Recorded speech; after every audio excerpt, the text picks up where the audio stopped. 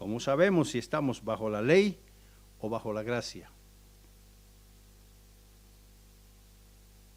Vamos a ver que hay mucha confusión en el mundo. La confusión es terrible. Con nosotros, por supuesto, eso no debe ocurrir. Nosotros debemos tener la seguridad que estamos bajo la gracia y no bajo la ley.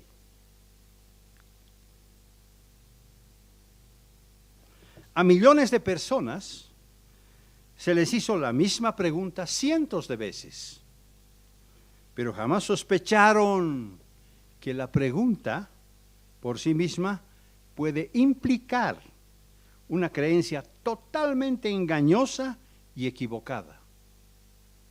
Porque millones piensan estar bajo la gracia cuando en realidad están bajo la ley. Ni siquiera ellos lo saben y ni lo sospechan.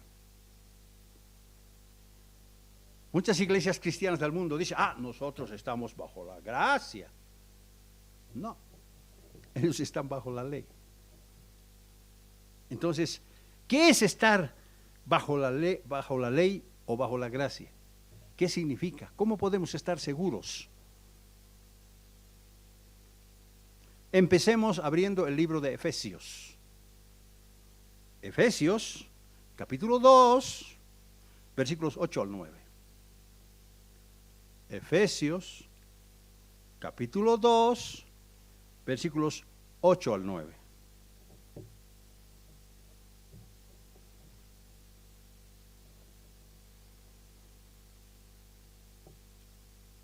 Quiero leer con calma este pasaje, por favor.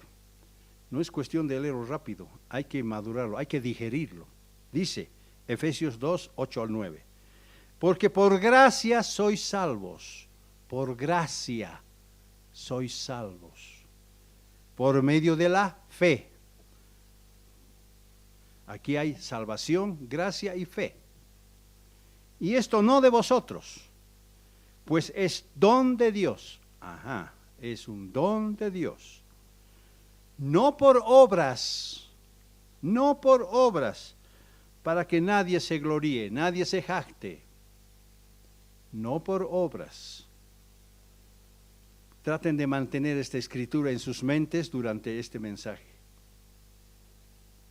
¿Cuántas veces hemos leído este mensaje? Tal vez docenas o hasta centenares de veces. Pero ¿acaso hemos entendido a fondo las palabras inspiradas del apóstol Pablo? ¿Hemos entendido? ¿Y qué de las enseñanzas de Jesús? Jesús también interviene acá, por supuesto, lógicamente, y nos dice, Juan capítulo 8, versículos 31 al 32. Juan capítulo 8, versículos 31 al 32. Por gracia sois salvos, por medio de la fe. Pues es un don de Dios, no por obras, para que nadie se gloríe. Juan capítulo 8, versículos 31 al 32.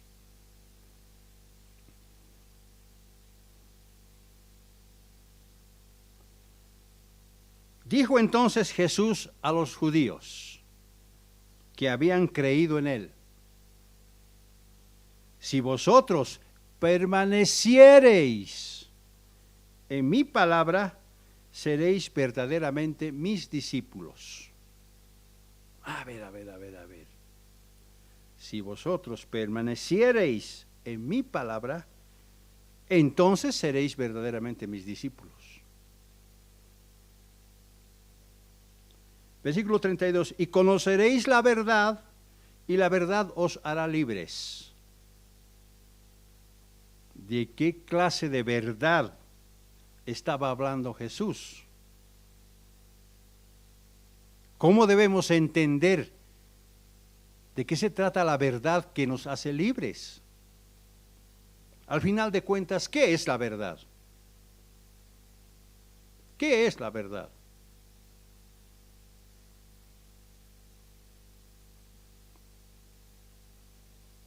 Juan capítulo 17, versículo 17 dice: Fíjense, ahora voy a ir uniendo varias escrituras y vamos a ir cruzando lo que la Biblia nos dice para llegar a la conclusión. Juan capítulo 17, versículo 17 dice, santifícalos en tu verdad. Tu palabra es verdad. Ajá. Tu palabra es verdad. Ya tenemos aquí algo en qué basarnos. Tu palabra es verdad. Romanos 1:18. Romanos 1:18. Vamos allá rápidamente. Romanos 1:18. Dice, porque la ira de Dios se revela contra la injusticia de los hombres. La ira de Dios se revela contra la injusticia de los hombres, que detienen con injusticia la verdad. O sea que los hombres retienen la verdad, no transmiten la verdad. Detienen con injusticia la verdad. Tercera escritura, Salmos 119:86. Salmos 119:86.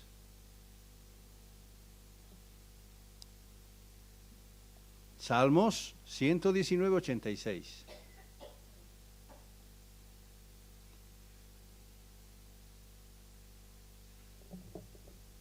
Dice, Salmos 119:86. Todos tus mandamientos son verdad. Ajá. O sea, ya tenemos, tu palabra es verdad. Luego, los hombres detienen con injusticia la verdad. Y ahora dice, todos tus mandamientos son verdad. Y para que no nos quede dudas, aquí otras escrituras más. Salmos 119:142. Salmos 119, versículo 142, dice, tu justicia es justicia eterna, y tu ley, la verdad. Otra aseveración más, y tu ley, la verdad. Salmos 119:151. Salmos 119:151.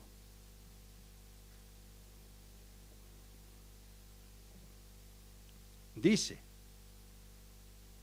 Salmos 119:151, y todos tus mandamientos son verdad. Ajá. Todos tus mandamientos son verdad. Antes decía, tus mandamientos son verdad. Y aquí dice otra vez, todos tus mandamientos son verdad. Tu palabra es verdad. Más adelante, Salmos 119, versículo 160, dice, Salmos 119, versículo 160. La suma de tu palabra es verdad. La suma de tu palabra es verdad. Listo. Ahora ya es fácil entender qué es la verdad. Vemos que la Biblia dice que la palabra de Dios es verdad y que los hombres detienen con injusticia la verdad. Luego dice que su ley es verdad y su complemento dice todos sus mandamientos son verdad. Y finalizando dice la suma, es decir, toda su palabra es verdad. Entonces, si la palabra de Dios es verdad y sus mandamientos también lo son, quiere decir que la verdad está en la obediencia a los 10 mandamientos. Punto. Punto. ¿Más claro? No puede ser. Repito.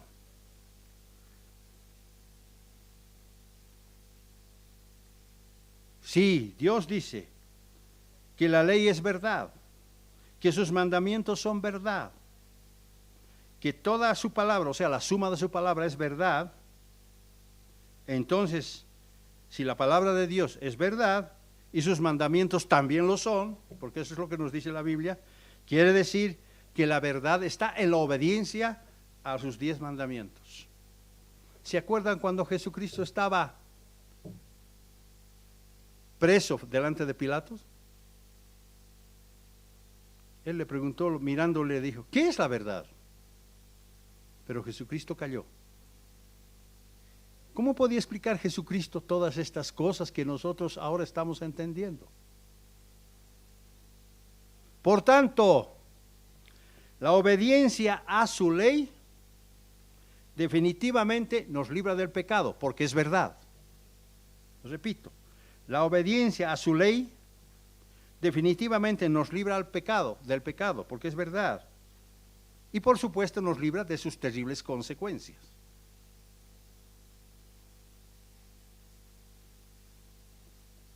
Esa es la verdad que proclamó Jesucristo. Esa es la verdad que proclamó Jesucristo. Por tanto, quienes afirman que siguen la verdad, en realidad solo están proclamando mentiras y farsas, porque no obedecen los mandamientos de Dios. Listo, facilito. No hay dónde perderse. La verdad nos hace libres. Ah, sí. ¿Y obedece usted los mandamientos? No. Si no obedece los mandamientos, usted no está bajo la verdad.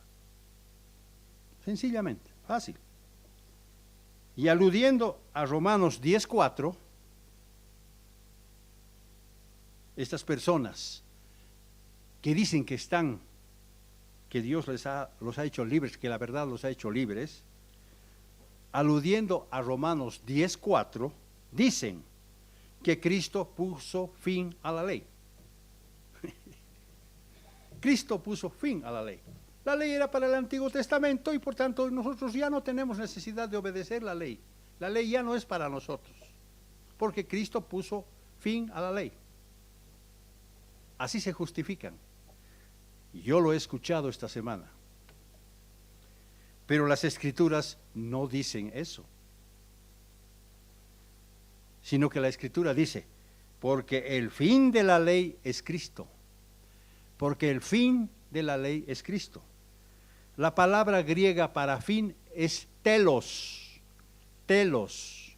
La palabra griega para fin es telos. ¿Qué significa? Propósito, meta, resultado y objetivo. Eso significa. Es decir, que el fin de la ley, o sea, que el propósito de la ley es Cristo, que la meta de la ley es Cristo, que el resultado y el objetivo de la ley es Cristo.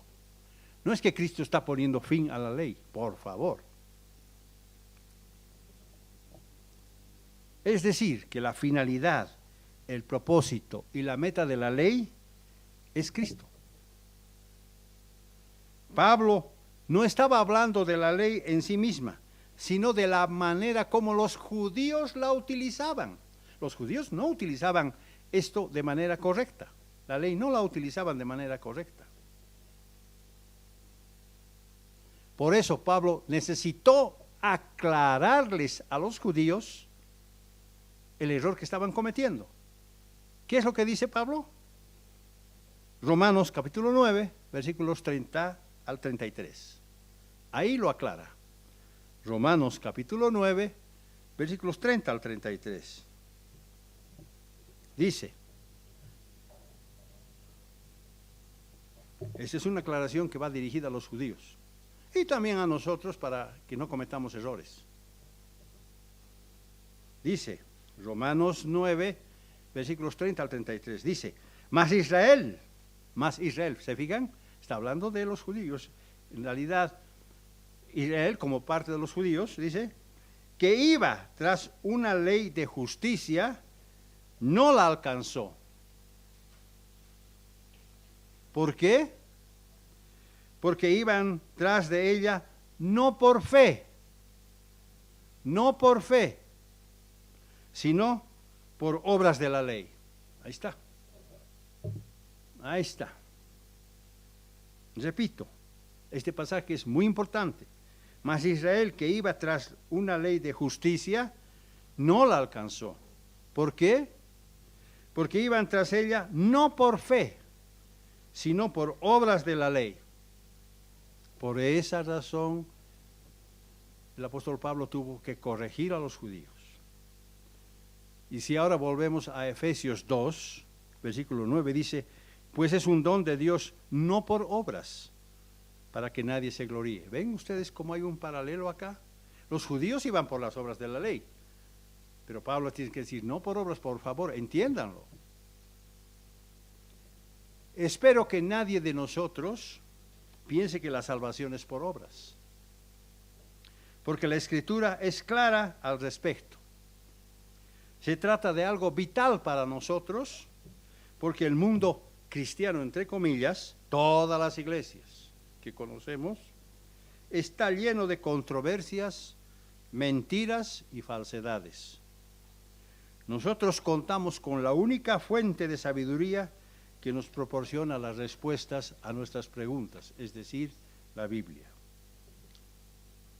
Sin embargo, a veces cometemos el error de no tomarnos la molestia de investigar y verificar las cosas que escuchamos. Si yo les preguntara que levanten la mano, ¿quiénes verifican lo que escuchan cada sábado? ¿Quiénes levantarían la mano? Lo dan por sentado, ¿verdad? No, no debe ser así. Tenemos que investigar, tenemos que leer las cosas que escuchamos para saber si las cosas son así. Por nuestra propia seguridad debemos examinar y comprobar lo que dicen las Escrituras, para no dejarnos engañar con personas como las que escuchamos, haciendo eco a las palabras de Pablo que dice, examinadlo todo y retened lo bueno. Y también el profeta Isaías, quien escribió, a la ley y al testimonio, a la ley y al testimonio. Si no dijeren conforme a esto, es porque no les ha amanecido, es decir, siguen en tinieblas. Es pues importante examinar las Escrituras para conocer la verdad que nos librará de la segunda muerte. Ese es el sentido de la Escritura del apóstol Pablo. Es decir, que nuestra fe no se apoya en hombres, sino en la palabra de Dios. Ya sabemos qué es la palabra de Dios. Pero ¿cómo podemos saber si estamos bajo la gracia de Dios o estamos bajo la condena de la ley? ¿Cómo podemos saber?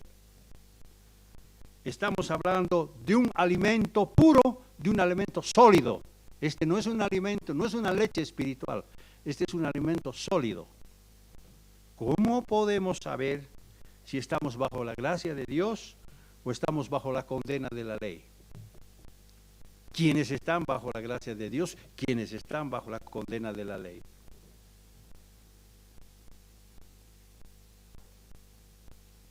Para entender estos conceptos básicos, fundamentales para el crecimiento cristiano, necesitamos hacer definiciones previas de ciertos conceptos bíblicos para luego entrar en el tema de fondo. ¿Qué es gracia? ¿Qué es la gracia? ¿Qué es la gracia?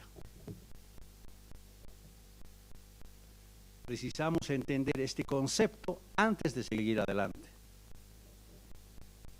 La misma Biblia predijo que desde la antigüedad habría una gran conspiración tendiente a cambiar deliberadamente el significado de la gracia, haciéndola parecer imprecisa, indefinida y hasta confusa.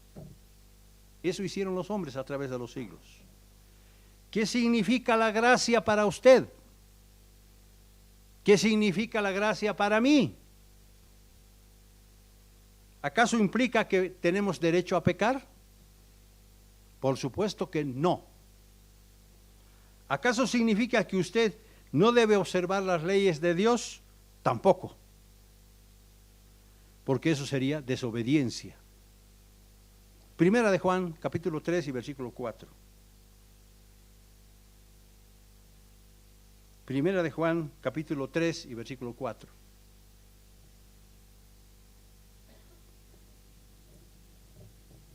He aquí la definición básica, sencilla, en pocas palabras, de lo que es pecado. Primera de Juan 3, 4. Pecado es infracción de la ley. Ahí está. Pecado es violar la ley de Dios. Pecado es infringir la ley de Dios. Eso es pecado.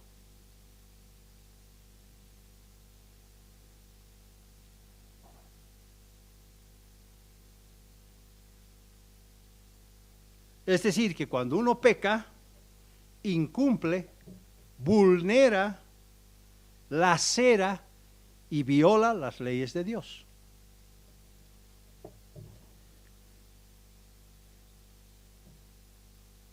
Cuando uno peca es como que está caminando por un terreno minado, lleno de minas, que en cualquier momento puede explotar.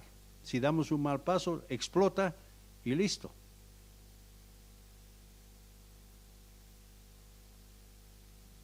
Eso es infracción de la ley. Comparo lo físico con lo espiritual. ¿Acaso el término gracia denota que está permitido pecar? De ninguna manera. El verdadero culpable es Satanás y sus ministros, quienes han oscurecido, han colocado una cortina oscura el sentido de lo que es la verdadera gracia en la mente de la mayoría de los hombres de este planeta. Por eso, Apocalipsis 12:9 dice, por eso Apocalipsis 12:9 dice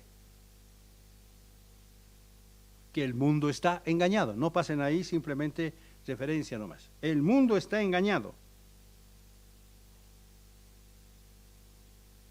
Porque Satanás ha cambiado el concepto de la gracia y lo ha transformado. Y la gente se deja llevar por ese concepto equivocado. Según el diccionario, la gracia es un favor, bondad y misericordia. Eso dice el diccionario. La gracia es un favor, bondad y misericordia. Y en sentido bíblico, la gracia es un don o favor que se hace sin ningún merecimiento. ¿Quién de nosotros merecía recibir la gracia? Ninguno. Dios nos la dio sin merecimiento alguno, como una concesión gratuita. Más propiamente, la gracia es la misericordia divina o perdón inmerecido. Eso es gracia. En otras palabras, la gracia es perdón, misericordia e indulgencia.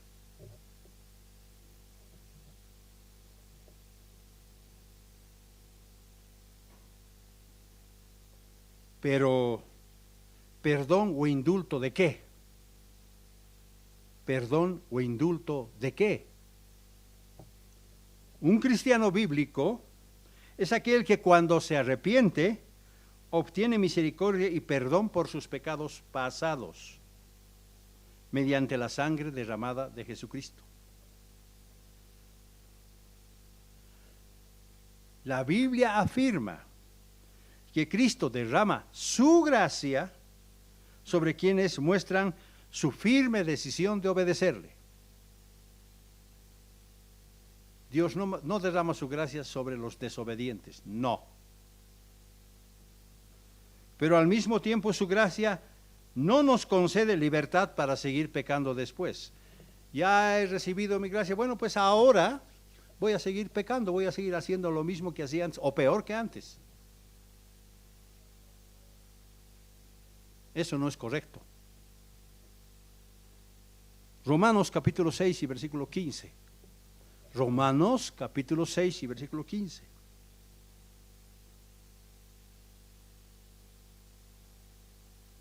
Fíjense lo que dice Romanos 6:15. Qué interesante lo que escribe aquí Pablo. Romanos capítulo 6 y versículo 15 dice, ¿qué pues?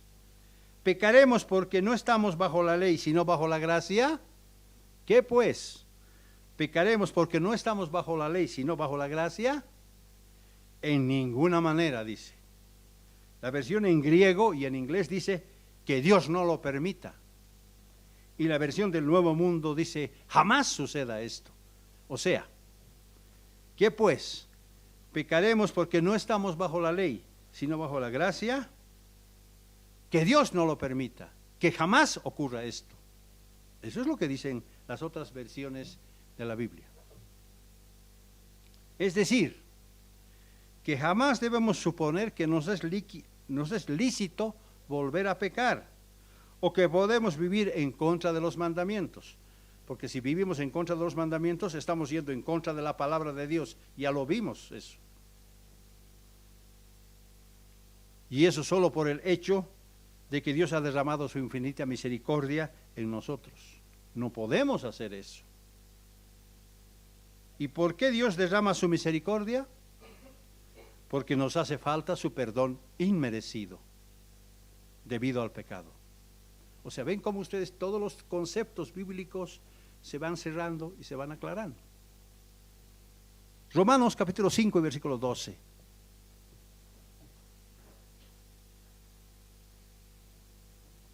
Romanos capítulo 5 y versículo 12.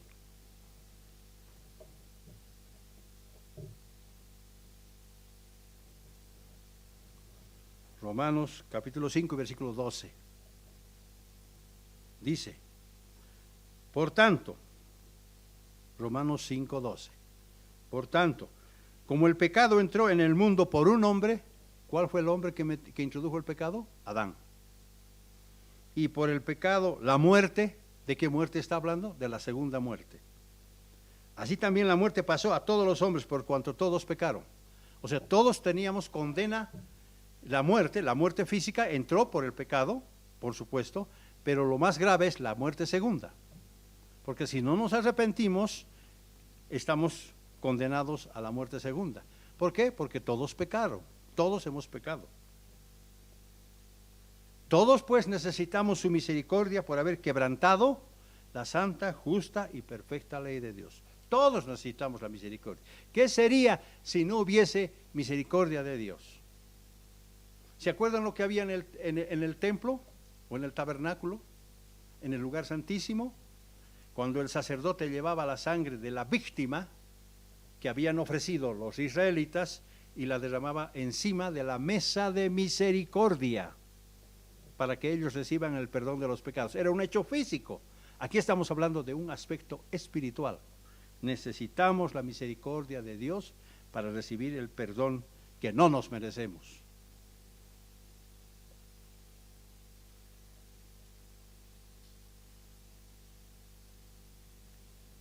La infracción y el desacato a sus leyes, la Biblia dice que es pecado.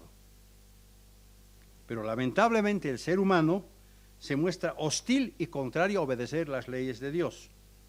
Eso era para el Antiguo Testamento. Nosotros no estamos obligados a guardar la ley de Dios.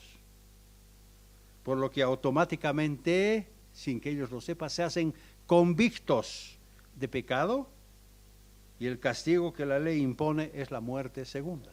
Lamentablemente eso va a ocurrir. Romanos capítulo 6 y versículo 23. Romanos capítulo 6 y versículo 23.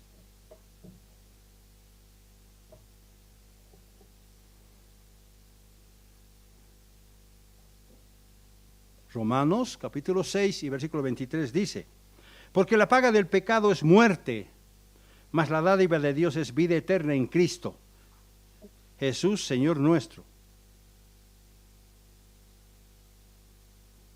La paga del pecado es muerte, pero la dádiva de Dios es vida eterna en Cristo Jesús.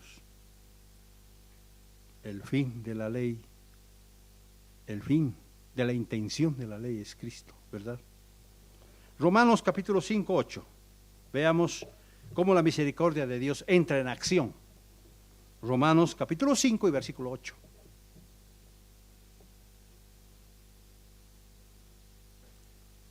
Romanos capítulo 5 y versículo 8. Estamos hablando de una doctrina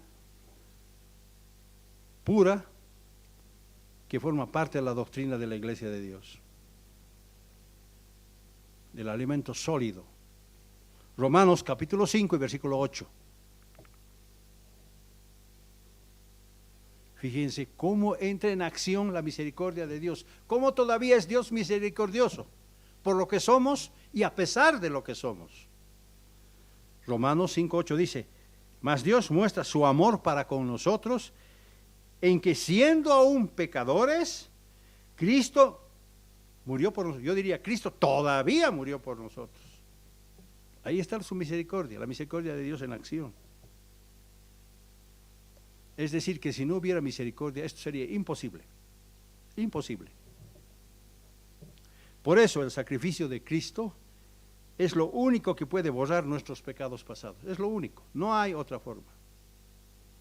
Eso mismo Pablo lo dice en el libro de Hebreos. Se trata de la misericordia ilimitada de Dios, su perdón inmerecido, no ganado, que nos concede Dios cuando nos arrepentimos completamente de nuestra vida pasada. He aquí la prueba de lo que estoy diciendo. Efesios capítulo 1 y versículo 7. Esta es la prueba.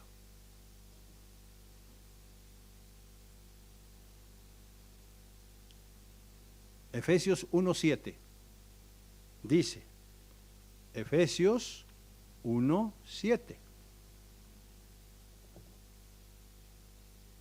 Bien sabemos que es el Redentor, que Jesucristo es nuestro Redentor, nos redime del pecado. Y aquí dice,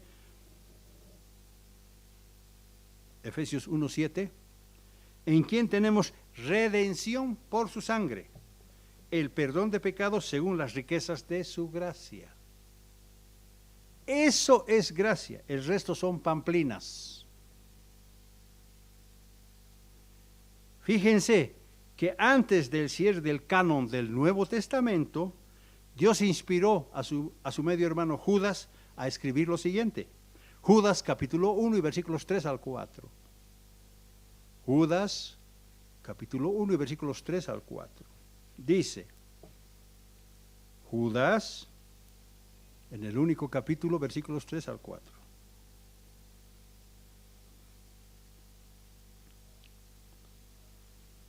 Judas hace defensa aquí, una defensa realmente extraordinaria. Este libro es muy rico en enseñanzas. Es un libro tan cortito, de una página, pero tiene mucha enseñanza.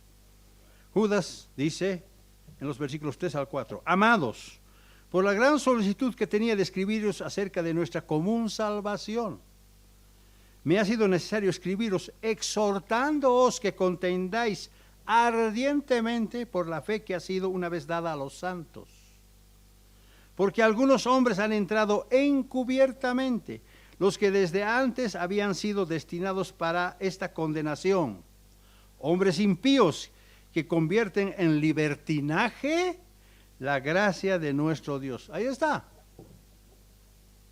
Y niegan a Dios, el único soberano, y a nuestro Señor Jesucristo. Obviamente, si no cumplen con los requisitos bíblicos, están negando a Dios y están negando a su Hijo Jesucristo. Obvio.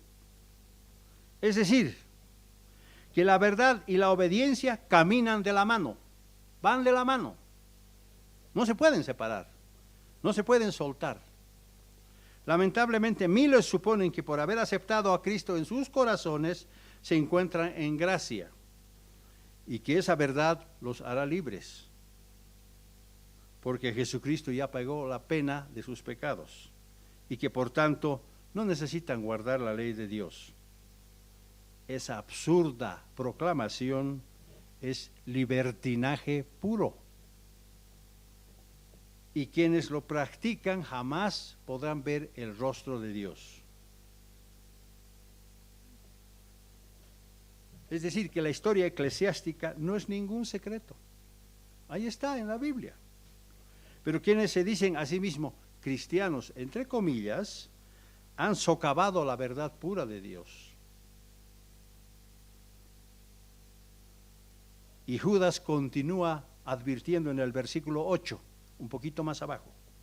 No obstante, de la misma manera también estos soñadores mancillan la carne, rechazan la autoridad y blasfeman de las potestades superiores. Ahí está. La blasfemia es una manifestación que va en contra de Dios.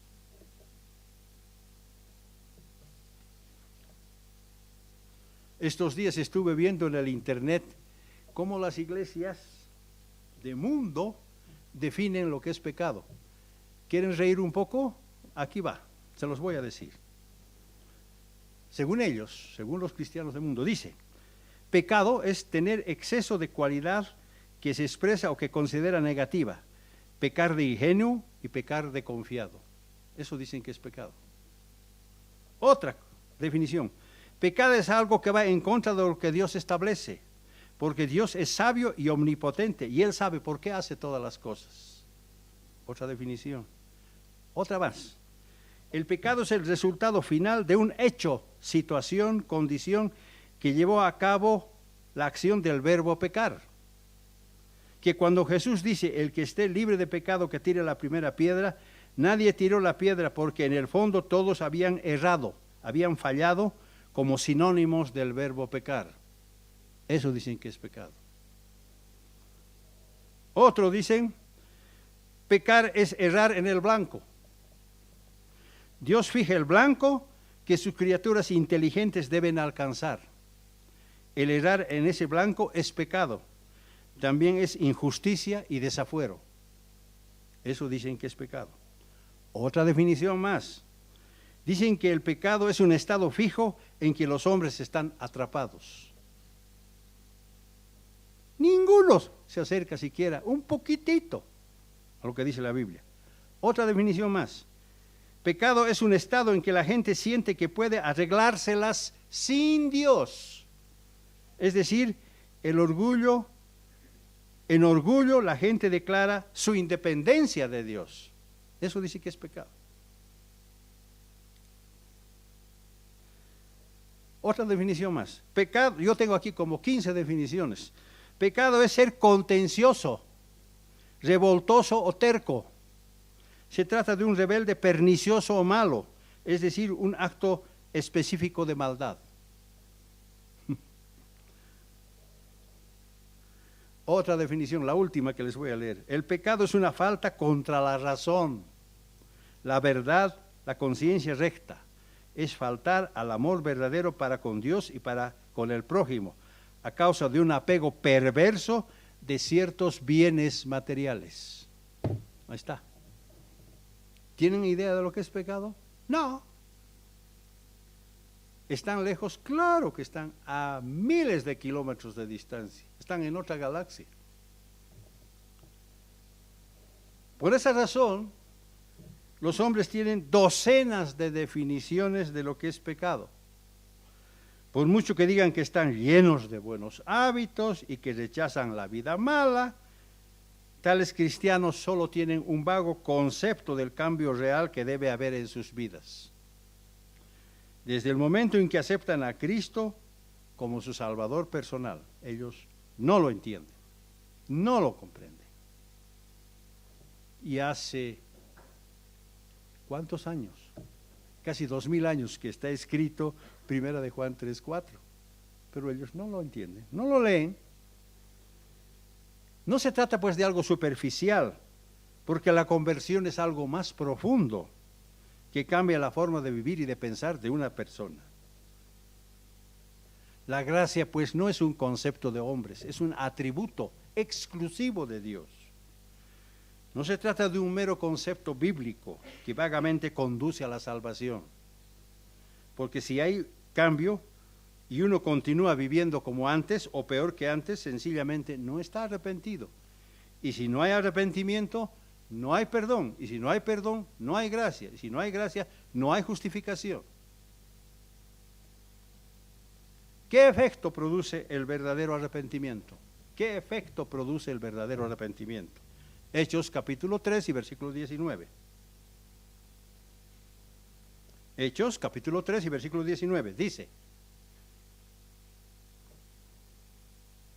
así que arrepentíos y convertíos para que sean borrados vuestros pecados. Ahí está. Definiciones bíblicas, sustanciales. Arrepentíos y convertíos para que sean borrados vuestros pecados, para que vengan de la presencia del Señor tiempos de refrigerio. Es decir, que el arrepentimiento transforma y cambia a una persona para que nunca más ella pueda pecar. Se trata de un cambio completo y total, tan real que está en juego su propia salvación. Por eso Jesucristo dijo: si no os arrepentís, todos pereceréis igualmente. Lucas 13, versículos 3 al 5. Es decir, que arrepentirse es estar profundamente apesadumbrado, acongojado y apenado por haber ofendido a Dios. Claro que Jesucristo mismo llevó nuestros pecados, pero uno tiene que experimentar profundo pesar y real arrepentimiento por haber pecado. Por eso uno se bautiza. Fíjense lo que dice David. David en Salmos 51, versículos 1 al 2. Salmos 51, versículos 1 al 2. Dice: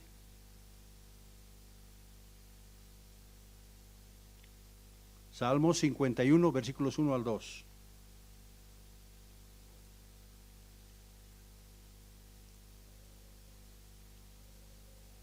Salmos 51, versículos 1 al 2 dice: Ten piedad de mí, oh Dios, conforme a tu misericordia, conforme a la multitud de tus piedades, borra mis rebeliones, lávame más y más de mi maldad y límpiame de mi pecado. Borra mis rebeliones, lávame más y más de mi maldad, límpiame de mi pecado. ¿Cómo se puede limpiar los pecados? ¿De dónde se borran? ¿Quién los borra? Por supuesto, los pecados están en el libro de la vida. David imploraba su misericordia y suplicaba que haga extensiva su gracia y que limpiara y borrara sus pecados pasados. Eso hace Dios cuando uno se arrepiente. Y como consecuencia de la gracia de Dios, más tarde exclamó David: Oh, cuánto amo yo tu ley. Todo el día ella es mi meditación. Salmo 119, versículo 97.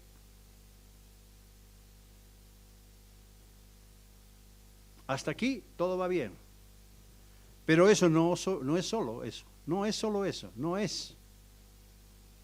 Eso solo es un primer paso. Porque el arrepentimiento también involucra la firme decisión de no pecar nunca más. Porque si queremos permanecer bajo la gracia, no podemos volver a transgredir la ley de Dios. Por eso, aquel que se arrepiente de manera sana, pura, natural y legítima, habiendo alcanzado el perdón de sus pecados, debe estar consciente de lo que dice la siguiente escritura. Romanos capítulo 6 y versículos 12 al 14.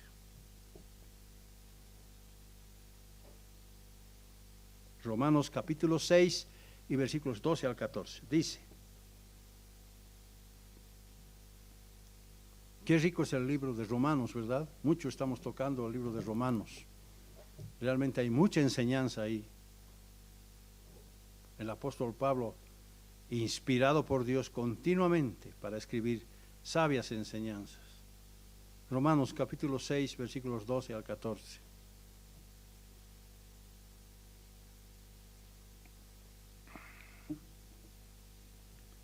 Dice: No reine pues el pecado en vuestro cuerpo mortal. Ahí está. No reine pues el pecado en vuestro cuerpo mortal, de modo que lo obedezcáis en sus concupiscencias. ¿Qué es concupiscencia? Concupiscencia es el apetito incitado de placeres sexuales. Eso es concupiscencia. No obedezcáis a sus concupiscencias. Versículo 13, ni tampoco presentéis vuestros miembros al pecado como instrumentos de iniquidad, sino presentaros vosotros mismos a Dios como vivos de entre los muertos, y vuestros miembros a Dios como instrumentos de justicia. Versículo 14, porque el pecado no se enseñoreará de vosotros, pues ahora, yo diría, no estáis bajo la ley, sino bajo la gracia. Estamos bajo la gracia de Dios, pero si volvemos al pecado, caemos otra vez bajo la ley. Y la ley nos condena y sabemos a dónde nos lleva. ¿Por qué dice, estáis vivos de entre los muertos? ¿Qué, estamos nosotros en un cementerio? No. Para Dios El mundo está repleto de muertos que deambulan en medio de las tinieblas de este mundo. Eso quiere decir.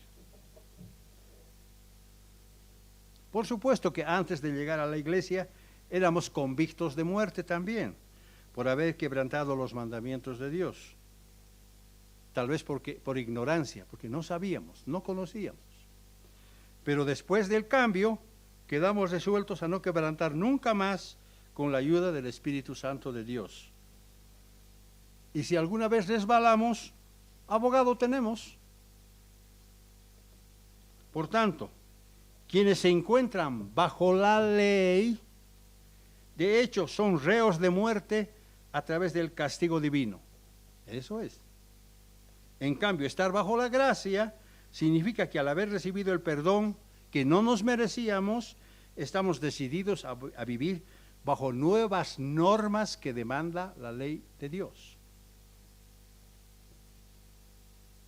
Ahora sabemos quiénes están bajo la condena de la ley y quiénes están bajo la gracia. Ahora podemos saber. Al final de cuentas, ¿qué es la justificación? Este es el concepto que nos falta entender. ¿Qué es la justificación? ¿De qué se trata? Justificar significa probar la inocencia de uno, o bien que la inocencia de uno ha sido probada por un juez. Eso quiere decir justificación. Primera de Corintios capítulo 6 y versículo 10. Primera de Corintios capítulo 6 y versículo 10.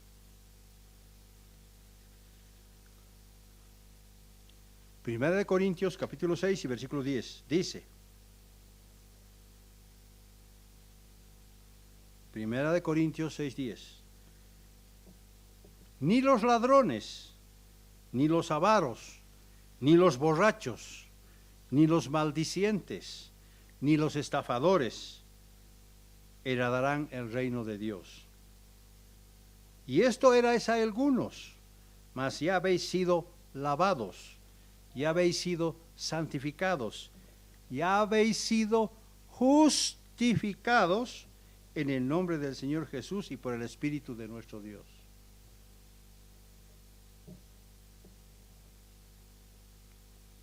Cuando David se arrepintió de su pecado, clamó a Dios pidiendo que lo lave y lo santifique para ser justificado mediante el perdón de su gracia. Tampoco debemos pensar que si una persona ha sido justificada, automáticamente ya fue hecha recta o justa. Si yo me he arrepentido, me he bautizado, he recibido su gracia, obedezco a la palabra de Dios que son sus 10 mandamientos, y luego, al ver Dios mi acción me justifica, no tengo derecho a volver al estado anterior. No tengo derecho.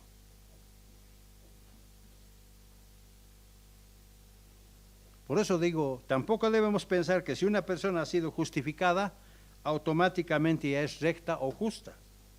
Entonces, ¿a quiénes Dios justifica? ¿A quiénes? Romanos 2, versículo 13.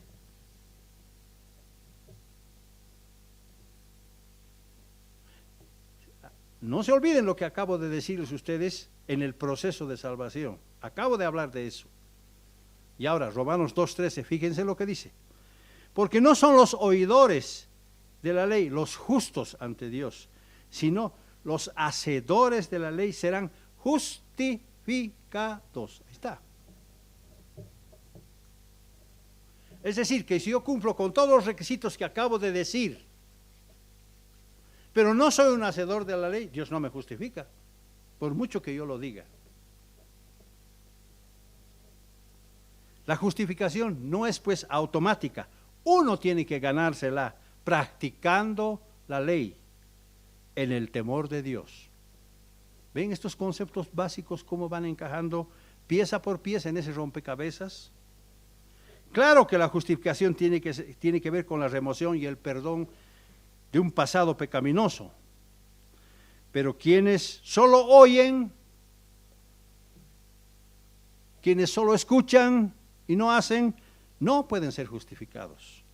Necesariamente deben practicar lo que la Biblia enseña como genuinos hacedores de la ley.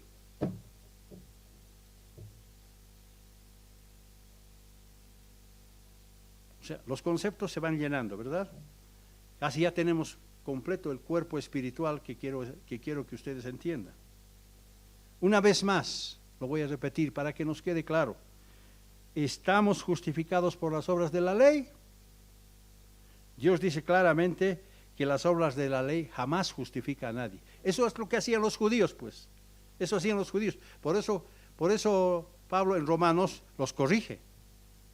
Porque ellos pretendían seguir una justicia verdadera, pero no estaban cumpliendo con eso, estaban siguiendo las obras de la ley, que ya no son necesarias.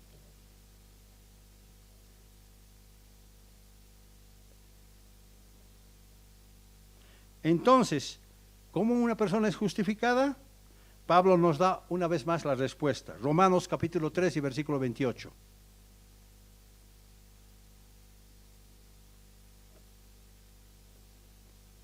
Concluimos pues, dice Romanos 3, 28, que el hombre es justificado por fe sin obras de la ley. Ahí está.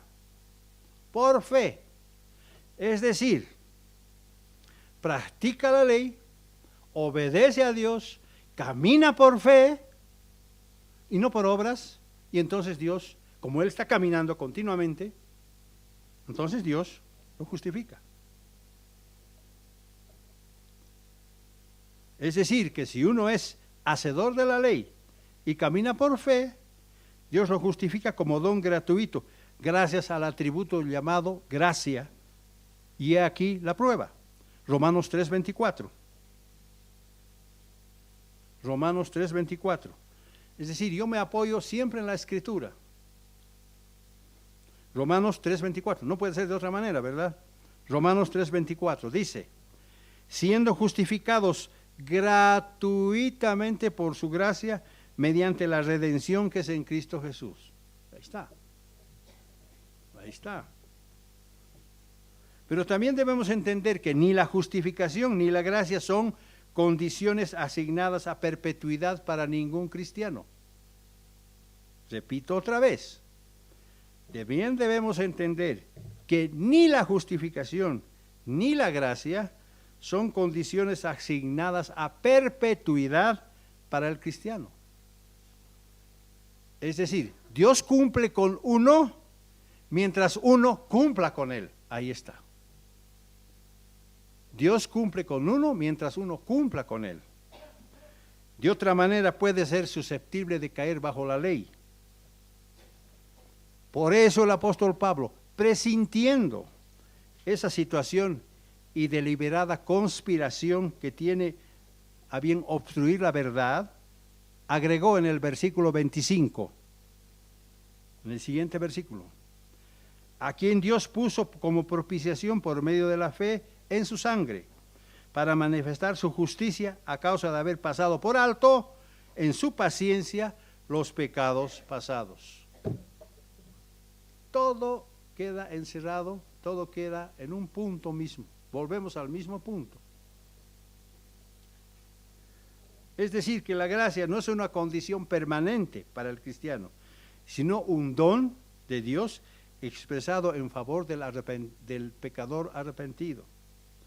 Pues al darse cuenta de su culpabilidad, busca con todo su corazón, alma, mente y fuerzas obedecer a Dios a través de sus santas leyes. No solo por un cierto tiempo, sino siempre. Por tanto, ni la gracia ni la justificación vienen por obras de la ley. Ese es el error de los judíos. La Biblia claramente indica que Dios extenderá su perdón inmerecido, su gracia, en quienes se sientan totalmente arrepentidos de haber incurrido en desobediencia y estén dispuestos a seguir una vida nueva, en sentido positivo, bajo obediencia. Y una vez que ellos cumplen con esa resolución, Dios los justifica.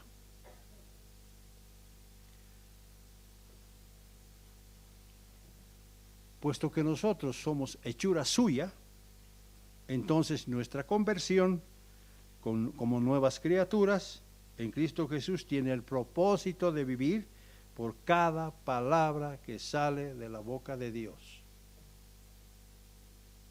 Ya sabemos qué es la palabra de Dios. Desde luego que Jesucristo es nuestro mejor ejemplo, nuestro mayor ejemplo de obediencia, de sabiduría y de humildad, porque siempre Él guardó los mandamientos de su Padre. Jesucristo instituyó un modelo y un ejemplo para todos nosotros, para ustedes y para mí.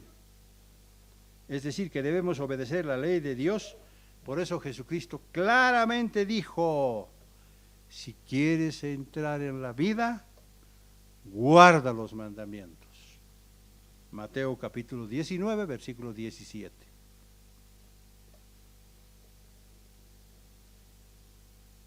Habiendo llegado a este estado, ahora entendemos lo que dice la Escritura de Pablo. Romanos capítulo 7 y versículos 12 al 14. Ahora podemos entender más clarito. Romanos capítulo 7, versículos 12 al 14. Dice, Romanos 7, versículos 12 al 14. De manera que la ley a la verdad es santa, y el mandamiento santo, justo y bueno. Yo no sé si los evangélicos han borrado este pasaje. No sé. Tal vez sí. De manera que la ley a la verdad es santa, el mandamiento santo, justo y bueno.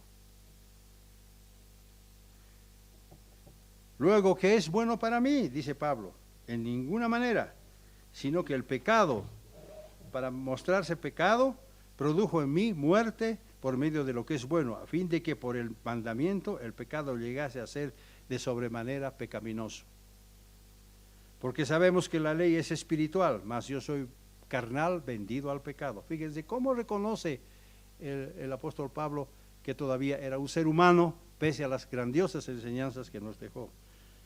Versículo 16, y si lo que no quiero, eso hago, apruebo que la ley es buena. Versículo 22, porque según el hombre interior me deleito en la ley de Dios. Versículo 25, gracias doy a Dios por Jesucristo, Señor nuestro, así que yo mismo con la mente sirvo a la ley de Dios, mas con la carne a la ley del pecado. De la misma manera, el apóstol Santiago también escribió algo muy importante al respecto. Santiago capítulo 2, versículo 6. Santiago capítulo 2, versículo 6.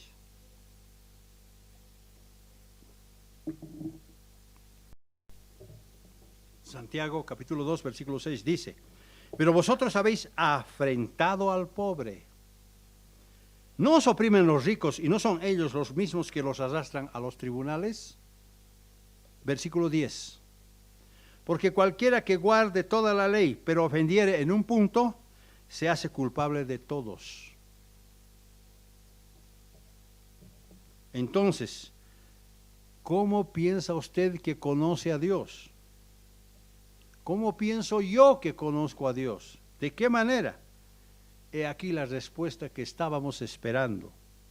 Primera de Juan, capítulo 2, versículos 3 al 4. Primera de Juan, capítulo 2, versículos 3 al 4. ¿Cómo piensa usted que conoce a Dios? ¿Cómo pienso yo que conozco a Dios? Primera de Juan, capítulo 2, versículos 3 al 4. Dice, y en esto sabemos que conocemos, que le conocemos, si guardamos sus mandamientos. No hay por dónde zafarse, no hay por dónde escapar, no hay por dónde decir que esto es incorrecto. Y en esto sabemos que le conocemos, si guardamos sus mandamientos. ¿El mundo evangélico conoce a Dios? No, porque no cumple este requisito. Versículo 4, el que dice, yo le conozco, y no guarda sus mandamientos, el tal es mentiroso y la verdad no está en él. ¿Y qué es verdad? Tus mandamientos son verdad, tu palabra es verdad. Por eso, quienes creen estar bajo la gracia, sin reconocer los mandamientos, en realidad están bajo la condena de la ley. Fácil, ¿verdad? Y lo peor es que ellos mismos no lo saben, pues solo creen en una gracia barata que no conduce a ninguna parte. Jesucristo ya lo había previsto desde mucho antes. Jesucristo ya intuía lo que iba a pasar en el futuro. Por eso, estando en medio del gentío, dijo que en aquel día muchos vendrán y le dirán: Señor, Señor, ¿no profetizamos en tu nombre? Y en tu nombre tuyo no arrojamos demonios, y en tu nombre hicimos muchos milagros. Entonces Jesucristo les dirá: nunca os conocí, apartaos de mí, hacedores de iniquidad. Mateo capítulo 7, versículos 22 al 23. ¡Qué terrible! ¡Qué terrible! ¿Cuántos pastores vemos en el mundo? Cientos de miles, cada vez nuevos, pastores y pastoras, pese a que es prohibido por la Biblia, pero igual, siguen. Señor, pero si hemos hecho milagros, te hemos cantado, te hemos alabado, hemos gritado, hemos saltado, hemos hecho milagros, hemos curado enfermos. Nunca os conocí, apartaos de mí, obradores de iniquidad. Antes de finalizar, pasemos a la descripción del resto de la verdadera iglesia de Dios en los tiempos del fin. Poco después de que la bestia, incitada por Satanás, persigue a la descendencia de la iglesia, justo antes de la venida de Cristo. Apocalipsis capítulo 12 y versículo 17. Apocalipsis capítulo 12 y versículo 17. Entonces, Apocalipsis 12, versículo 17. Entonces el dragón se llenó de ira contra la mujer y se fue a hacer guerra contra el resto de la descendencia de ella. ¿Quién es el resto de la descendencia de la verdadera iglesia? Los que guardan los mandamientos de Dios y tienen el testimonio de Jesucristo. Una vez más se confirma. ¿Y qué es el testimonio de Jesucristo? Apocalipsis 19, 10 dice: adora a Dios, porque el testimonio de Jesús es el espíritu de la profecía. Vemos que el espíritu de la profecía traduce fielmente las enseñanzas del maestro de Galilea. Eso es. En conclusión, solo el verdadero cristiano realmente convertido, quien persevera, persiste y resiste hasta el final de su vida, no se encuentra bajo la condena de la ley, sino bajo la gracia santificante, debido a que solo confía en Dios, al haber experimentado la misericordia infinita de nuestro Padre, recibiendo inmerecidamente el perdón de sus pecados por todas las transgresiones pasadas. Y debido a que es un genuino hacedor de la obra y no tan solo oidor olvidadizo, se encuentra plenamente justificado delante de la presencia divina, listo para recibir el precioso galardón cuando Jesucristo venga a establecer su glorioso reino de paz sobre la tierra para siempre.